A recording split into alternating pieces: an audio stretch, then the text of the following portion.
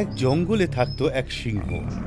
একদিন দুপুরে খাওয়া দাওয়ার পরে ওই সিংহ একটা বড় গাছের ছায়ায় আরাম করে নাক ডাকছিল।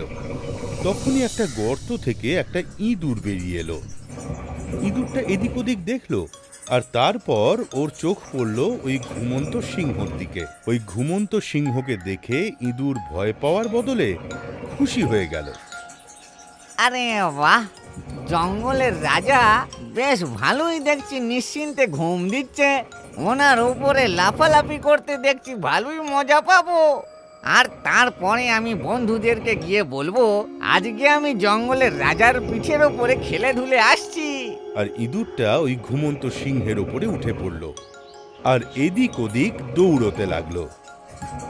কখনো ও ল্যাজ দিয়ে উঠে পিঠের দিকে দৌড় লাগালো, আবার কখনো সামনের পা দিয়ে উঠে পিঠের ওপর নাচানাচি শুরু করে দিল।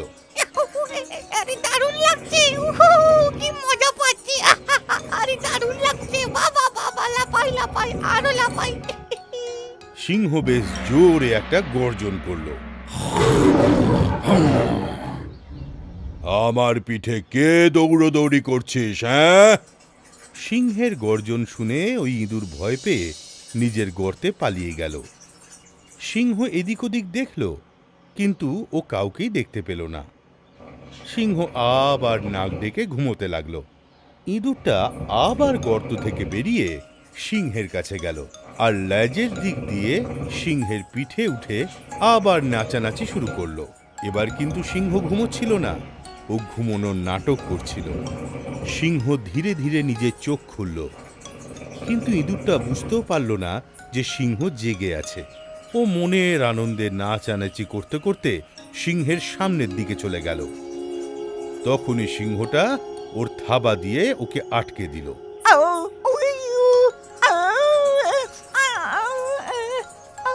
ইঁদুরটা ছটফট করতে লাগলো, কিন্তু সিংহের থাবা থেকে বেঁচে পালাতে পারল না।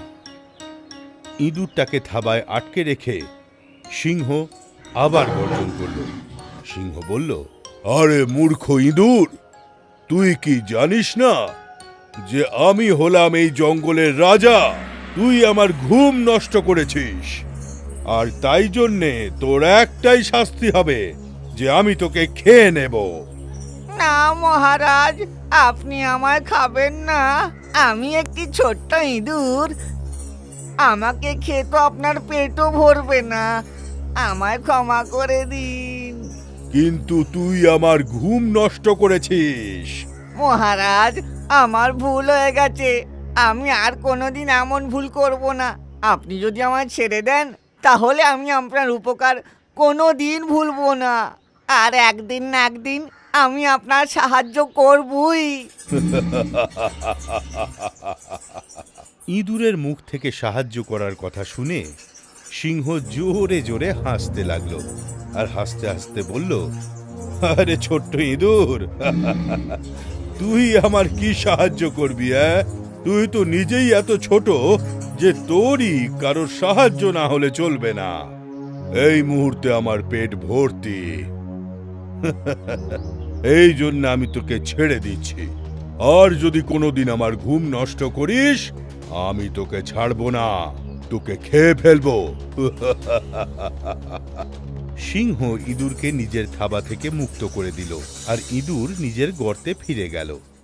কিছুদিন পর জঙ্গলে শিকারী এলো। শিকারীরা সিংহ ধরার জন্যে জাল পাতল আর একটা গাছের আড়ালে লুকিয়ে পড়ল। আর তখনই জঙ্গলের রাজা সিংহ ওই শিকারীর পাতা জালে আটকে গেল। সিংহকে জালে ধরতে পেরে শিকারীরা খুব খুশি হল।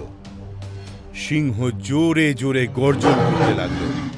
ও জাল থেকে বেরোনোর খুব চেষ্টা করতে লাগলো, কিন্তু কোনোভাবেই জাল থেকে বেরোতে পারল না। শিকারীরা গাড়ি আনার জন্যে গ্রামের দিকে এগোলো। জালে আটকে থাকা সিংহ গর্জন করেই যাচ্ছিল। সিংহকে জালে আটকে থাকতে দেখে ইঁদুর দৌড়ে ওখানে এলো আর চটজলদি ওর ধারালো দাঁত দিয়ে ওই জাল কাটতে লাগলো। আর যখন জাল কাটা শেষ হলো, সিংহ মুক্ত হয়ে গেল। আর সিংহ ওই ইঁদুরকে স্নেহ ভরা দৃষ্টি দিয়ে দেখল আর বলল, ধন্যবাদ ইঁদুর। তোমাকে ক্ষুদ্র একজন ভেবে আমি তাচ্ছিল্য করেছিলাম।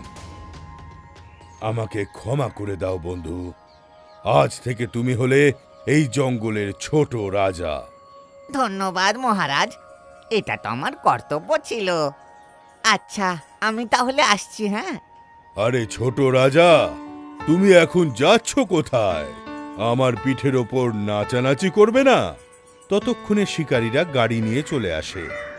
সিংহ শিকারীদের দেখে গর্জন করে ওঠে, আর তাতেই শিকারীরা ভয় পেয়ে ওখান থেকে পালিয়ে যায়। আর আবার সিংহের পিঠের ওপর ইঁদুর নাচানাচি শুরু করে। শিক্ষা, কাউকে ছোট ভেবো না। আমাদের ইউটিউব চ্যানেল এখনই সাবস্ক্রাইব করুন। নতুন ভিডিও দেখার জন্য বেল আইকন অবশ্যই টিপুন।